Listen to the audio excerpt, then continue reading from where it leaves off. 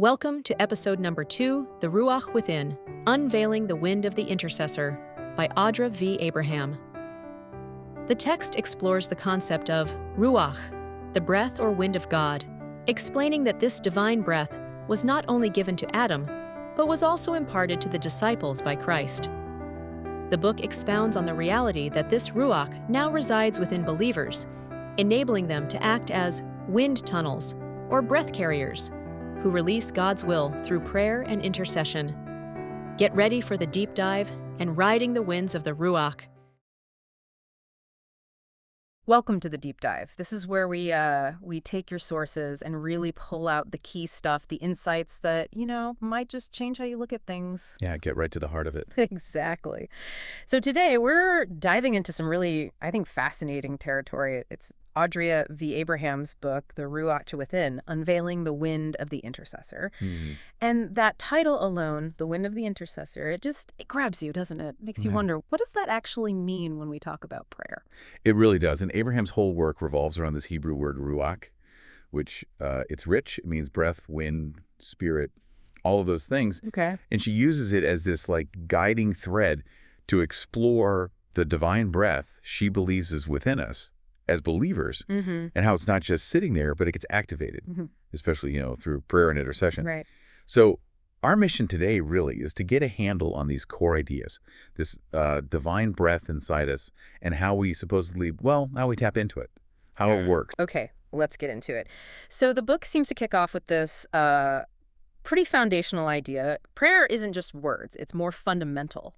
It's breath, an actual exhalation of the divine. That's it, exactly. She even talks about this personal revelation she had where she felt the Holy Spirit tell her, "You are walking wind tunnels. My spirit flows through you like currents. When you pray, you release me." Wow, that's a vivid picture, us as wind tunnels. It is, isn't it?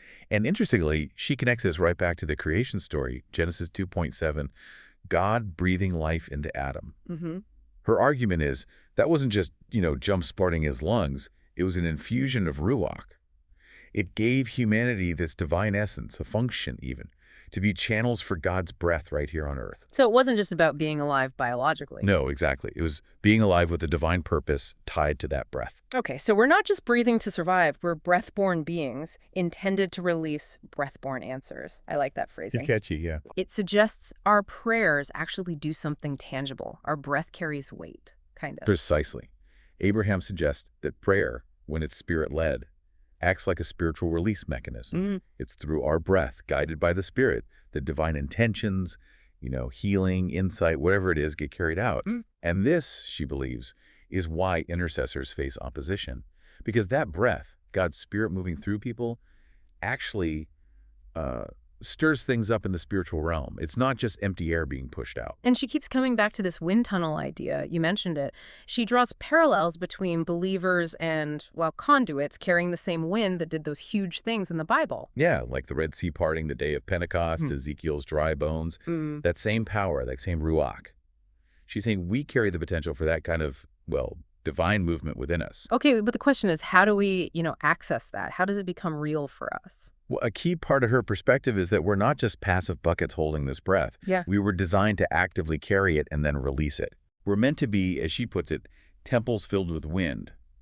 So the intercessor's role becomes being a breather of God's will, consciously aligning our breath with God's intentions. So it moves beyond just asking. Yes, about becoming a physical expression of his will through our very breath. Okay, good. So we're these walking wind tunnels housing this divine breath. How does that actually work inside us? The book then gets into our inner wind chambers, right? Using that 1 Corinthians analogy of our body being a temple. Exactly.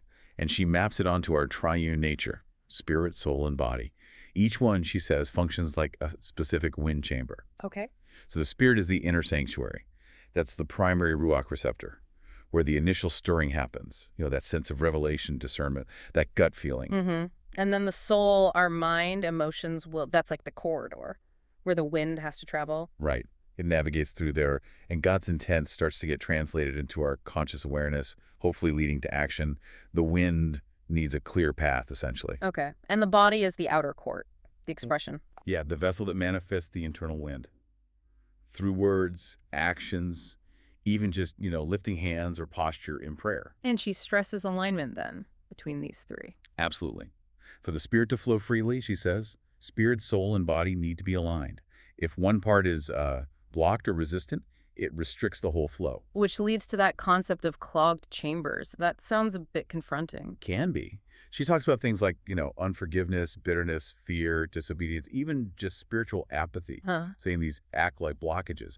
They hinder the flow, which leads to dormant wind and therefore dormant power. That makes intuitive sense, actually. Internal clutter blocks spiritual sensitivity. It does. And so prayer, in her view, isn't just asking, it's the activator.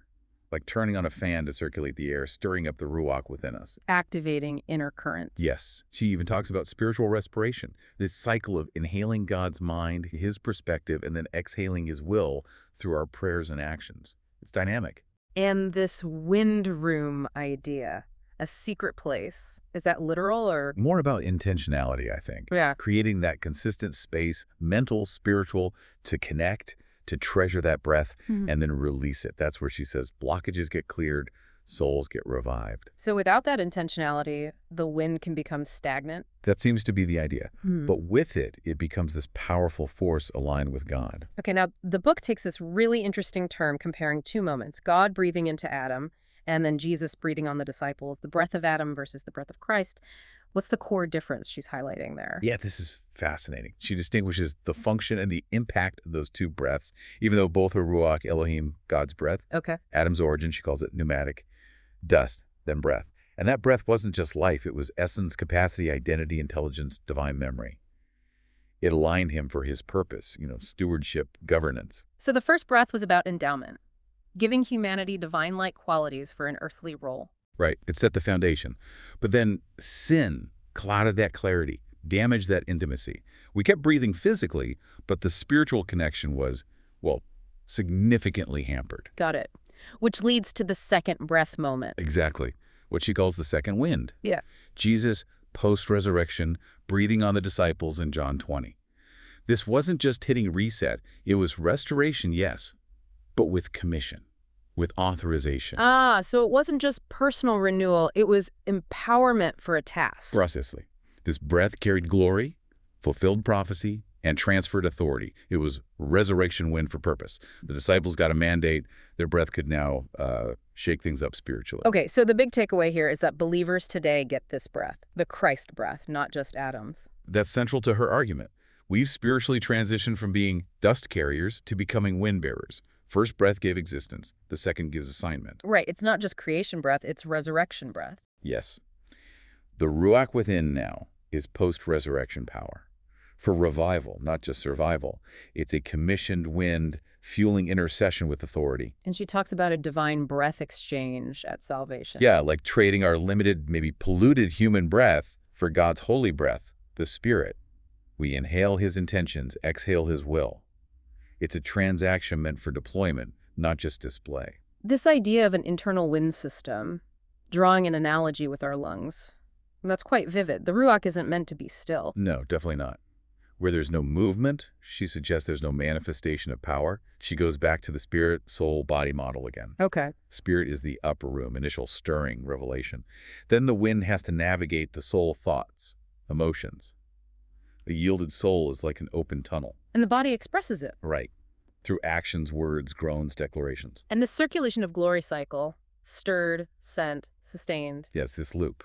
Stirred in the spirit, sent out through prayer action, and sustained by continuous yielding, which builds the flow. It's ongoing. Like spiritual respiration. Exactly. And the lungs of the spirit metaphor, inhaling divine breath, truth, revelation, and exhaling the clutter, the fear, the doubt, through prayer as spiritual exhalation. Vital for spiritual health. And she even distinguishes different kinds of wind. Discernment, travailing, prophetic. Based on the burden or leading. The subtle discernment wind, the heavy travailing wind, the sharp prophetic wind. Recognizing these, she argues, brings clarity to prayer. Learning to read the Spirit's internal movements. Exactly. It helps align our prayers with what the Spirit is actually doing. More focus, more effectiveness. Okay, so this all builds towards the final idea. Prayer as the exhale of the divine, bringing it all together. Yes. Back to that core idea. Spiritual respiration. Inhaling God's mind, exhaling his will. And Spirit-led prayer is literally Ruach propelled. It carries heaven's power. She mentions Romans 8.26, the Spirit groaning. Right. Even wordless prayer, sighs, longings, that's raw wind, the Spirit breathing through us. When we consciously exhale under His leading, it becomes God's breath through our obedience, not just ours anymore. Wow. And prayer becomes an echo of Eden, realigning us. Yeah, like getting back to that original design of breathing with God, from God, for God. Prayer becomes calibration, exhaling what God has inhaled into us. And this divine breath print idea, that each person has a unique way of releasing God's wind. That's a really interesting concept, isn't it? Like maybe your breath carries more of a warfare edge or mercy or prophecy. Understanding that helps release your specific wind assignment more effectively. Which leads to intercession as atmospheric exhalation. Our prayers literally changing atmospheres. That's the claim, shifting things in homes, cities, churches, bodies, even the heavens. Our voice, guided by the Spirit, becomes an instrument for atmospheric alignment with God's will. So wrapping it up, the core message boils down to this. Believers are made to breathe for God. Rediscovering the Ruach Within isn't just theology, it's meant to be a lived reality. Absolutely. We are walking wind tunnels, an exhale of heaven. Knowing the Spirit dwells within changes prayer from a task to, well, breathing spiritually. We become climate carriers, breathing God into situations. That's a great way to put it, yeah. So the call to action is pretty clear then. The world needs our wind, our exhale. We're encouraged to, actually breathe, stir the wind, exhale boldly. And that leaves us, and you listening, with this final thought to chew on. What is your unique wind print? How are you specifically meant to breathe God into your world? So it's something to explore, definitely. Thank you for joining us for episode number 2, The Ruach Within. Stay tuned weekly as we release more from the RUACH Podcast Series. You can register for the RUACH School of Prayer by visiting us online at theambassadorsinstitute.org/RSOP. We look forward to helping you reach deeper realms in prayer.